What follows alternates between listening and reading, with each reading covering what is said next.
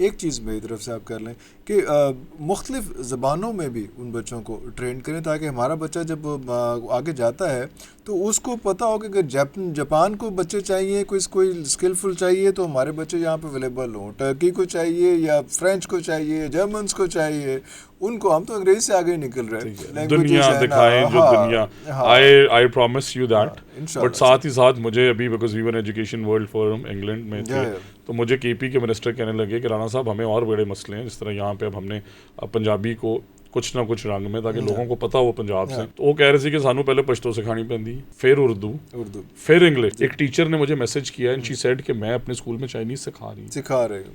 हाँ जी, बिल्कुल। But you are right, अगर वो इंडिविजुअल एफर्ट कर रही है और उससे फायदा हो रहा है, तो अगर हम प्रोविंशियल लेवल पे as a matter of policy उन्हें ऑप्शनल सब्जेक्ट्स ही दे दें कि आप सीखें बेटा।